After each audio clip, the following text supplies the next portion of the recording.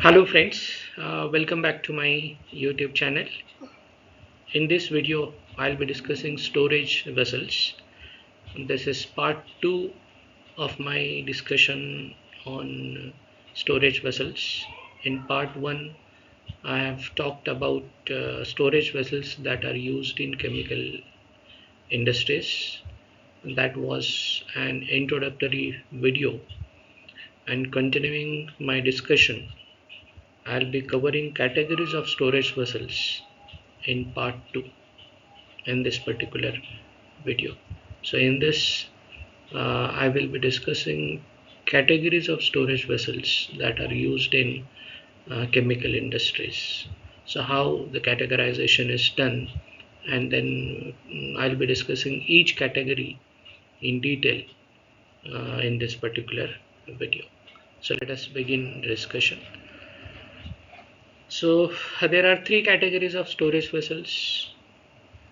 The categorization is done on the basis of what material is stored in it. So you have storage vessels for non-volatile liquids, that is storage vessels for storing non-volatile liquids. And then you have the second category has storage vessels that are used for storing volatile liquids. And third category of storage vessels, they are used for storing gases. Storage of non-volatile liquids, it is not a big concern because they have relatively high boiling points and there is no concern about their loss by vaporization, because under normal storage conditions little or negligible vaporization is going to take place, so there is not a big concern about their storage. But for volatile liquid, you have to think about storing them properly, because volatile liquids have relatively low boiling points and there are very good chances of them being lost due to vaporization. So accordingly you'll have to take care while storing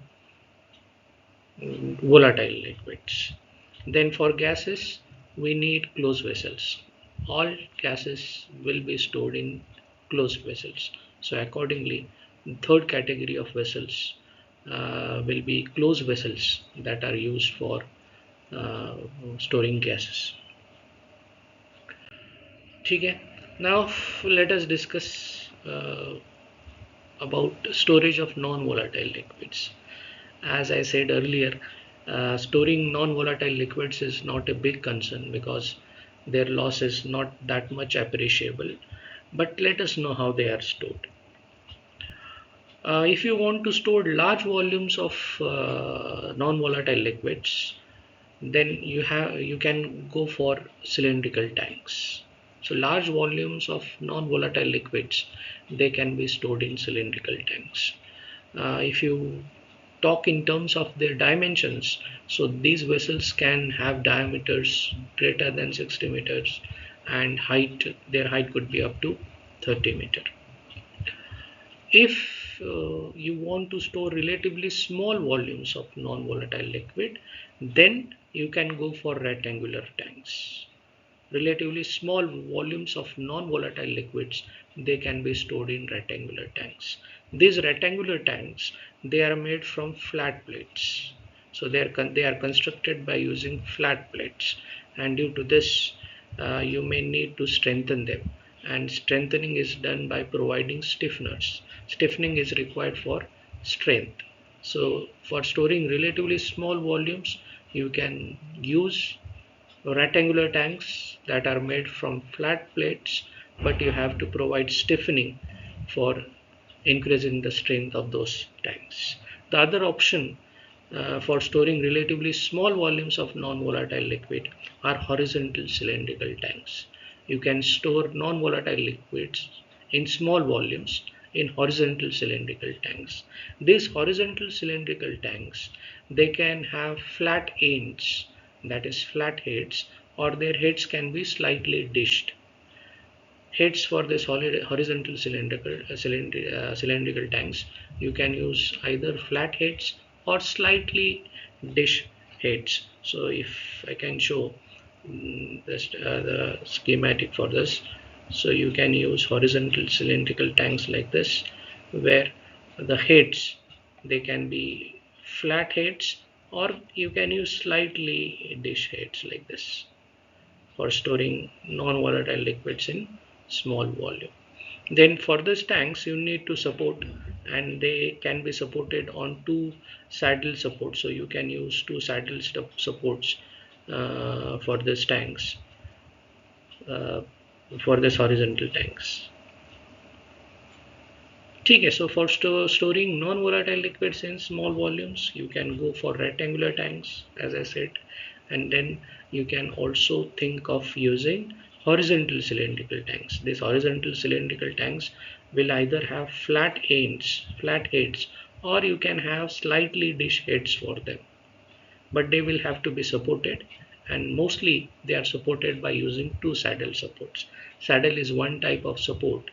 I will share one video on types of supports for vessels, uh, for various vessels. I'll be shortly sharing my video on that topic. Uh, with this, you can say options in mind, you also have to know that the common vessel that is used for storing non-volatile liquids in chemical industries is a standard free rope cylindrical tank. A cylindrical tank with free rope. What do you mean by free rope? The rope that is not permanently attached to the cell, to the cylindrical cell. So tanks with free ropes, which are not permanently attached to the cell, they can be used for storing non-volatile liquids. Rather, this tank is more common in chemical industries for storing non-volatile liquids. So next, I'll be discussing in detail about this particular tank, free rope cylindrical tank. Okay, so let us talk about the standard free rope cylindrical tank, which is the common vessel that is used for storing non-volatile liquids in chemical industries. So it has a vertical shell, it has a vertical cylindrical shell, and then this shell has a flat bottom that is butt welded to the shell. So a vertical shell that has flat butt welded bottom, and it also has an umbrella shaped roof truss, the structure on which roof sheet will be resting, that is roof truss. So this particular tank, it has an umbrella shaped roof truss. So you can see I have shown a simple schematic diagram. This is the cylindrical cell, which is having a flat bottom, and how it is joined to the shell. It is joined by using butt weld joints. Okay, and then it has an umbrella shaped roof truss, the supporting structure for roof sheet. Roof sheet will be resting on this structure. A roof sheet is supported on the roof truss. I just said this. So the roof sheet will be supported on this roof truss. But remember, in this case, the roof sheet will not be permanently attached to the roof truss. It is just supported. Roof sheet is just supported on the roof truss, but it is not attached to the roof truss permanently. But it is not attached permanently to the roof truss. So you can see this roof sheet is now resting on this umbrella shaped roof truss. It is just resting. The roof truss is giving a support. There is no permanent attachment between roof truss and the roof sheet. With this type of design, with this type of construction, the tank, standard free rope cylindrical tank, is free to breathe. Now what is this concept? Breathing of a tank. Now see, when you consider a tank with liquid filled in it, during the day, as the day progresses, temperature will be rising. So let me just write those points. So as the day progresses, temperature is going to rise. So with rise in temperature, there will be some vaporization of the liquid, even though not in appreciable quantity, because we are talking about non-volatile liquids. So due to the vaporization, vapors will be formed, and the vapors, let us say that the liquid is filled in the tank up to this level. Okay, so this is liquid. Then the space above the surface of the liquid, it will be containing air. Initially it will be containing air, and as the day progresses, temperature rises, little vaporization is going to take place, and then after, as the day progresses, the space will also be filled with vapor. So you'll be having a mixture of vapor of the liquid and air. Okay. When sufficient amount of vapors get added to the mixture, its pressure will rise, and if the value reaches a certain set value, then the vapors can escape. Vapors can escape from the tank.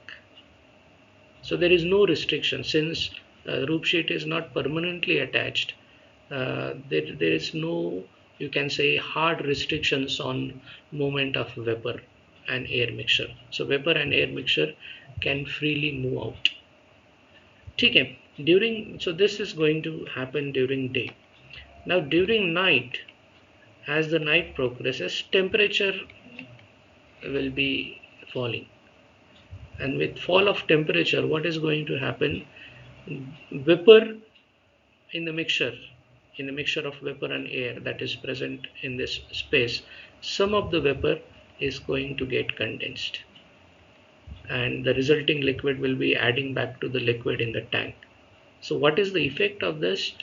Pressure within the tank, it will decrease, and you can say a sort of vacuum is created within the tank. So due to the creation of vacuum during the day, air will be drawn into the tank. This is going to happen in night. So air will be drawn into the tank. During the day, air plus vapor will be going out, whereas during the night, atmospheric air will be taken into the tank. Why this is happening? This will happen because during the night with low temperatures, some of the vapor in this space, some of the vapor over here, it is going to get condensed. That will result in decrease in pressure, and a sort of vacuum will be created, and due to this, atmospheric air will be drawn into the tank. So this process, the process of release of air vapor mixture during the day and intake of air during the night, this process we call that as breathing of the tank. And this tank, the standard free room cylindrical tank, is free to breathe. There is no any restriction. Air and vapor mixture will be easily going out during the day, and air will be coming into the tank during the night. So that's why it is said that standard free room cylindrical tank is free to breathe. This happens with changes in temperature and pressure. I have already explained how temperature and pressure will be changing, and due to this changes, whatever changes occur during day and night, the tank is able to breathe freely. Then the roof sheet, which again I'm saying, which is not permanently attached to the roof truss. The roof sheet also acts like a rupture disc. In pressure vessels, rupture discs are provided to prevent sudden rise in pressure. So if there is sudden rise in pressure, it will be getting ruptured and pressure will be released. So like that, the roof sheet here in this case it also acts as a rupture disk. So when the pressure in the tank it reaches or it exceeds certain limit, then the roof sheet it is going to leave the truss. So in that case it is acting like a rupture disk. Okay, so I hope this is clear to you. If you have any doubt, you please mention that in the comment section. I will reply to your questions. Okay, so this is the construction of standard free room cylindrical tank, which is a common storage vessels for storing non-volatile liquids in chemical industries. So let us continue our discussion. Next, uh, let us talk about storage of volatile liquids.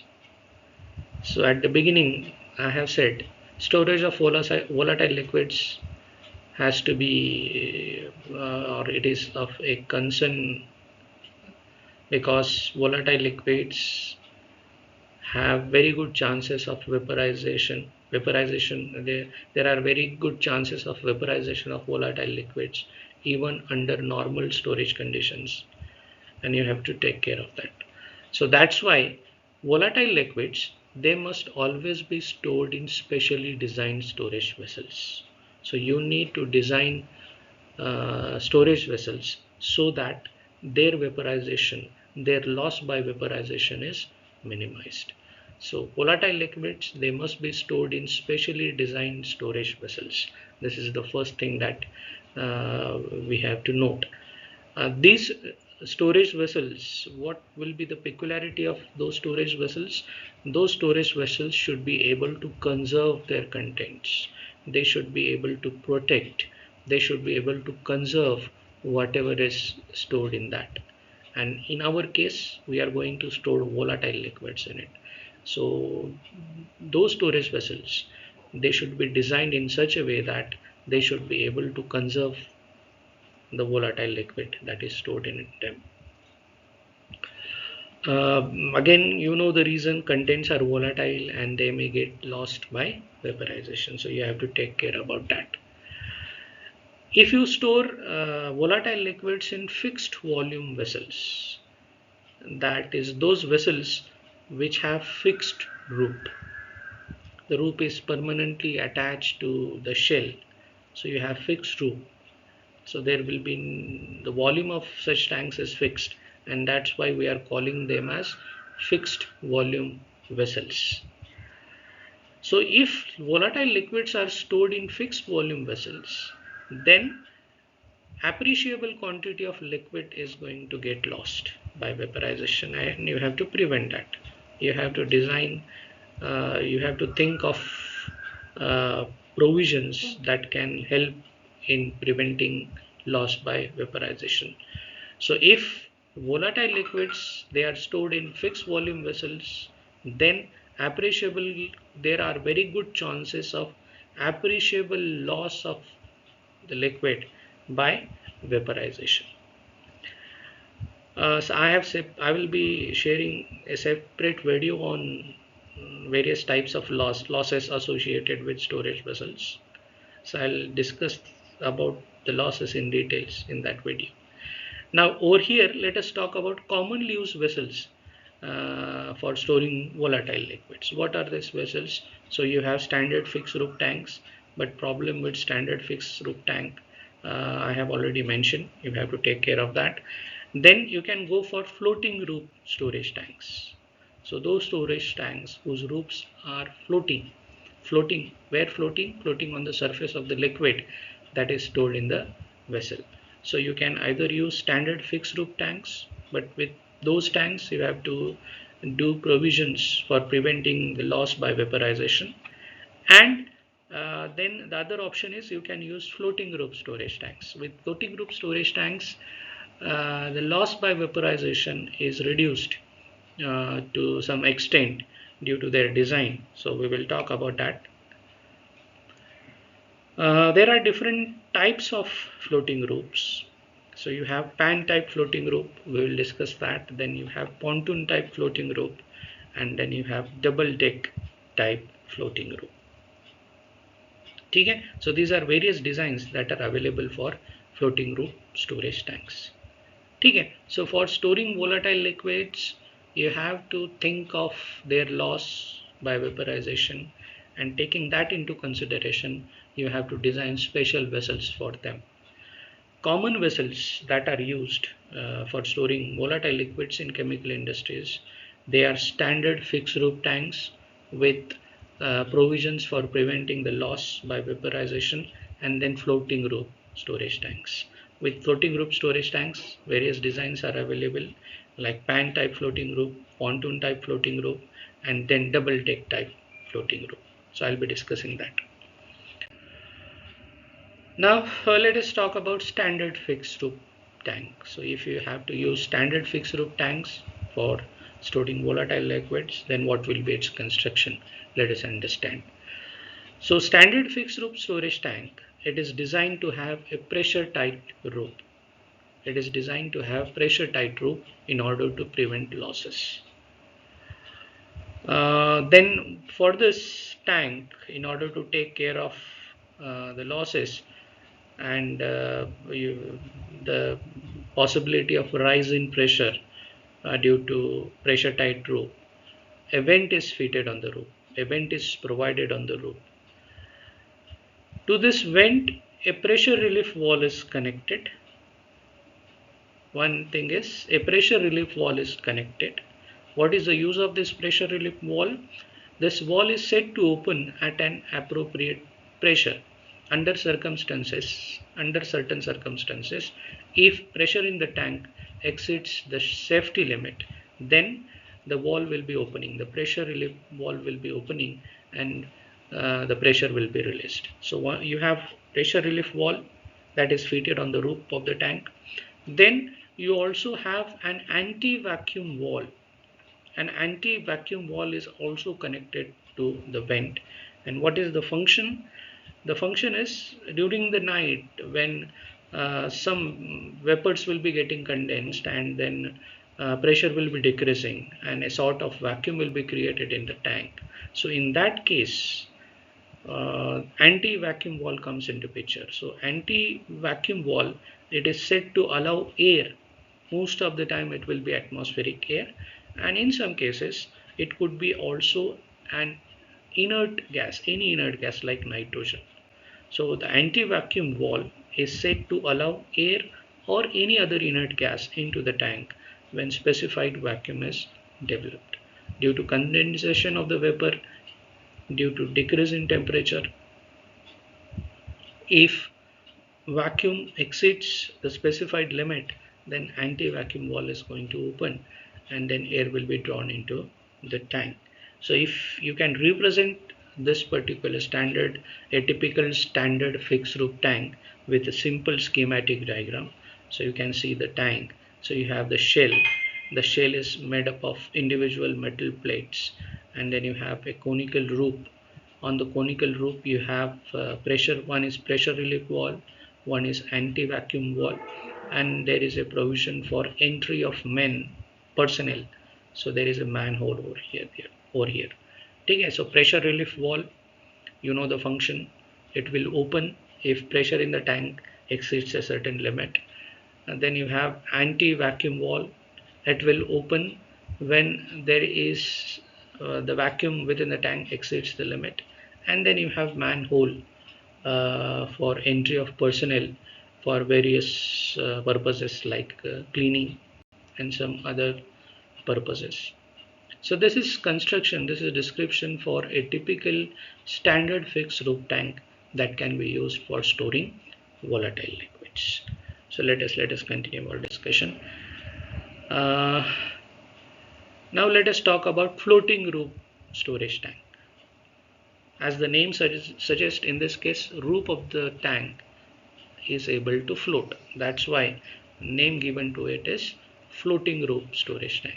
So it is a variable volume tank. Volume of the tank is going to change, because this is going to happen because as the roof changes its position, the roof is going to change its position with the height of the liquid, since it is resting on the surface of the liquid. So as the liquid height changes, position of the roof will also change, and accordingly the volume of the tank changes. That's why it is said to be a variable volume storage tank. It is a variable volume tank. The roof is made to rest on the surface of the liquid, stored liquid. I have said this. Due to this, the roof is free to move with the liquid. Okay. So since the roof is directly resting on the liquid surface, there is no vapor space. The vapor space. What is vapor space in a storage tank? The space between surface of the liquid and the roof of the liquid. But here the roof itself is resting on the surface of the liquid, so we can say the vapor space is practically eliminated. There will be no vapor space, and since there is no vapor space, there is no question of breathing losses. Breathing losses are one type of losses associated with storage vessels. So I will be discussing those losses shortly. I'll be discussing those losses shortly. I'll be discussing those losses in my next video. So the breathing losses are practically not possible in this case. The vapor space, since there is no vapor space, so breathing losses will not be there. But when you have floating roof, where the roof will be free to float with the height of the liquid, then there will be some gap. There should be some gap left between the shell wall and the roof, and due to this, the problem with this type of storage tank is it is difficult to create a perfect seal. It is difficult to create a perfect seal between the floating roof and the shell wall. So you cannot create a perfect seal between the shell wall and the floating roof. I'll explain that when I show my diagram. So due to this problem, there is always some loss of liquid through the imperfect seal. Even though you are able to prevent breathing losses, since there is no vapor space, you are able to prevent breathing losses, but through this imperfect seal between the floating roof and the shell wall, there will always be some loss of volatile liquids. Now let us look at the structure. So let us say that this is the storage tank, and this is the floating roof, and as liquid enters the tank, it is going to rise, and the floating roof will also rise along with the liquid. So you can see this floating roof, and at the ends of this floating roof over here, there is some space left. So there will be leakage from this space. There will be leakage from this space, and what can happen? The liquid may be moving out through this imperfect seal, and it may eventually result in the loss of liquid. So that is the problem associated with this. So through this imperfect seal between the floating roof and the shell wall, there is always a chance of loss of volatile liquid. Okay, so that is how floating roof storage tank works. It can prevent breathing losses, but due to imperfect seal, there will be some losses of storage, losses of volatile liquids. So this is the floating roof. So as I said, there are at the start of this discussion on storage of volatile liquids, I had listed different types of floating roofs. So first was pan type floating roof. So how can you describe it? It has a shape of a pan, and that's why we are calling it as a pan type floating roof. It is a single deck roof. It has a single deck. Then it also has an upstanding rim. I'll be showing the schematic diagram. It also has an upstanding rim, and it is an important component. It is an important component because This rim is the only buoyancy providing component. So buoyancy, in order to make that roof float, rim is helpful. Rim will be providing the buoyancy. An unchecked leak through single deck. So due to the structure itself, it has only single deck, and there is always a possibility of unchecked leak. The leak that remains, the leak of liquid that will always occur, unchecked leak through single deck. What is going to happen? It can eventually cause the roof to sink. So due to this particular unchecked link, due to single deck, eventually the roof can sink into the liquid. Apart from this, it may be subjected to external loads. What are these external loads? External loads like rain, snow. So you also have to take care of these external loads while designing pan type floating roofs. Various types. You have trussed pan roof. This is one of the designs for pan type floating roofs. Then you have pan roof with center weight, another design. Then you have pan roof with underdeck truss. Then you have pan roof with underdeck girder. So you have different designs for pan type floating roof. The general points that you have to remember in this case, it is a single deck roof. The important component is rim that provides buoyancy to this roof. But the problem with this roof is, due to single deck structure, an unchecked leak is going to occur, and that will eventually cause its sinking into the liquid, into the stored liquid. Again, important thing is, while designing this type of, in some places, in some applications, you can use this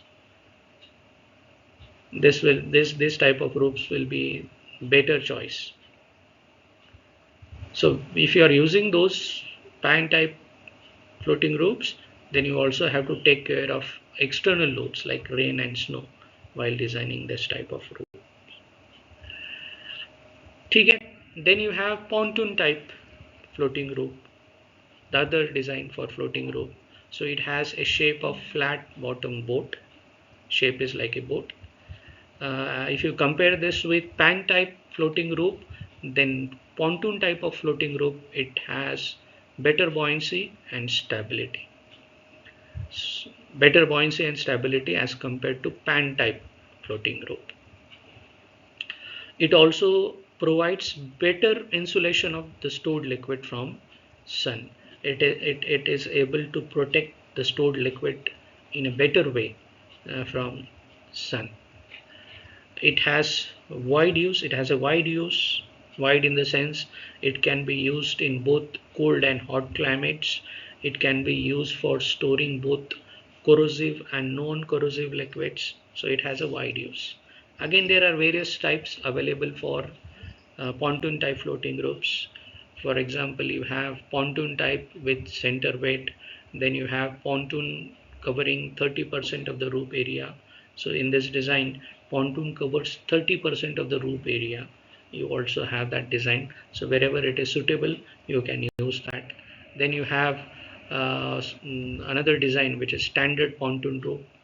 Then you have pontoon roof with deck raised. So this is another design for pontoon roof. So there are various designs available for pontoon type floating roofs. So wherever they are suitable, wherever they are required, you can go for pontoon type floating roofs. They provide better buoyancy. They are more stable. They can insulate the stored material in a better way. Insulation from the sun. You can use them in both hot and cold climates. You can use them for storing corrosive liquids and even for non-corrosive liquids. So that is the advantage, you can say. Then the next type of floating roof that was listed is double deck floating roof. So as the name suggests, it is having two decks. So it has upper and lower decks, and these two decks are separated by bulkheads and trusses. So these components, they separate the upper and lower deck, or in other words you can say between the upper and the lower deck you have bulkheads and trusses. Now the entire roof area between the lower upper and the lower deck, this is divided into annular spaces, annular compartments that are liquid tight compartments. So the entire space between upper and lower decks, that is divided into annular liquid tight compartments by circular bulkheads. So circular bulkheads divide the space into annular liquid tight compartments. And then some of the compartments that are formed by circular bulkheads, they are further divided into liquid tight sectors, and this time the division will be done by radial bulkheads. So for this division, radial bulkheads are used. So with this design, it has superior load bearing capacity because it has double deck structure, so it is going to withstand more load. So that's why we are saying that it has a superior load bearing capacity. It has superior insulating characteristics. It is able to insulate the stored volatile liquid in a better way, even better than the pontoon type floating roof. So simple schematic, you can show it like this. So you have upper deck, you have lower deck, and between these two decks there are compartments, sectors, various bulkheads and trusses. So this is the simple structure, simple schematic diagram to represent a typical double deck floating rope. Okay, so I hope you are understanding. I'm again telling, if you have any doubt, you please mention that in the comment section. I will reply to your comments. Now that was the end of our discussion on storage of volatile liquids. Now let us talk about storage of gases. So in the beginning, we have understood that gases can always be stored, or gases have to be stored in closed vessels. And for them, mostly spherical vessels are used, or Horton spears are used. I'm going to describe a typical Horton spear shortly. Okay, so for time being, you understand that for storing gases, mostly spherical vessels are used, or Horton spears. And a little, you can say, information on this. You can also think of using spherical vessels for storing volatile liquids, but there is limitation on pressure. You can store volatile liquids if the pressure is lying within this range between 1 atmosphere and 10 atmosphere. If you try to use this beyond 10 atmosphere, then you will need thicker spherical vessels. You need to increase the thickness of the vessel, and thicker spherical vessels, they are difficult to construct, and even they are difficult to erect. Okay, but within this pressure range 1 atmosphere to 10 atmosphere, you can use spherical vessels even for storing volatile liquids.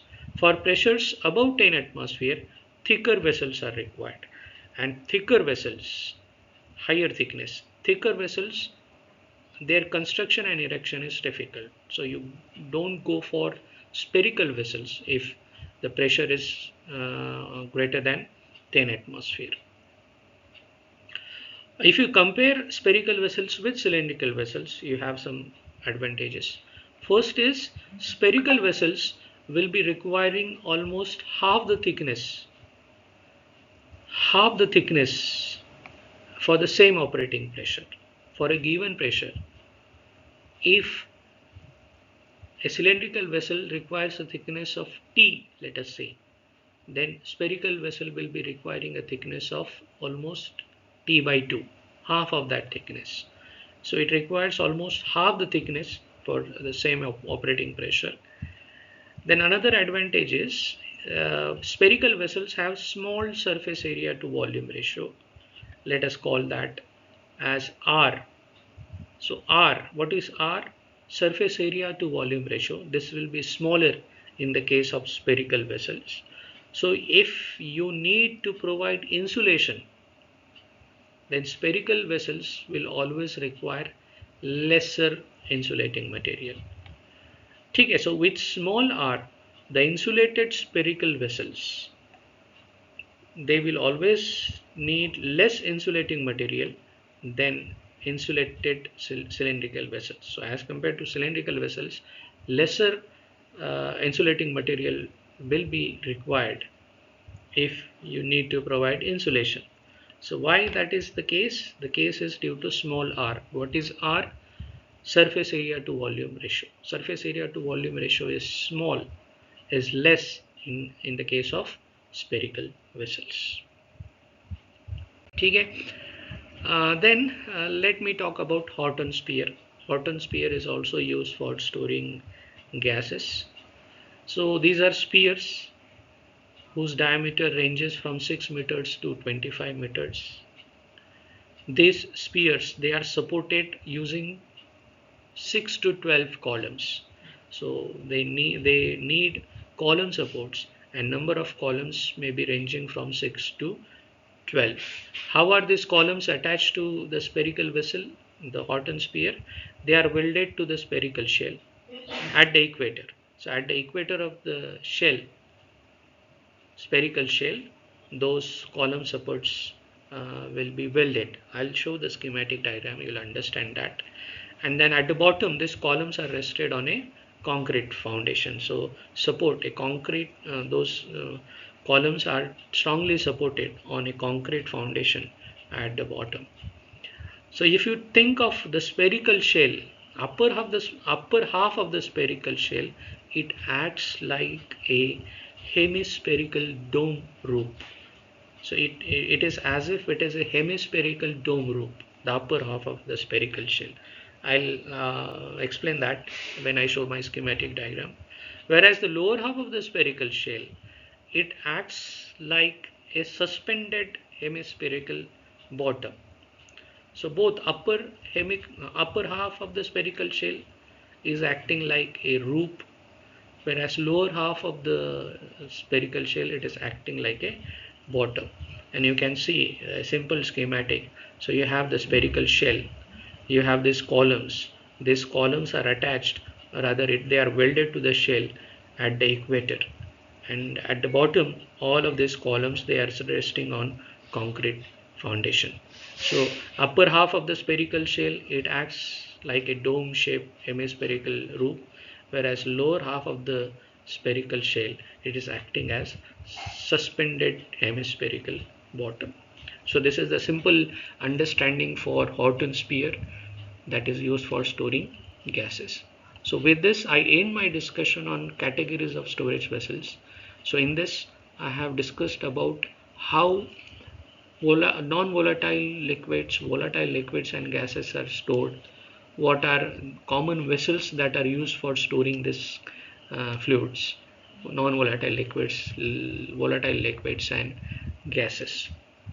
In my coming discussion, I'll be talking, in my coming videos, I'll be talking about various losses associated with storage vessels, and then I'll be talking about mechanical design of storage vessels. You please keep watching my videos. You please subscribe to my YouTube channel. Tell your friends to subscribe to my YouTube channel. Please hit the bell icon so that you will be getting notified as soon as I upload any new video. Thanks for watching this video. Thanks for being with me.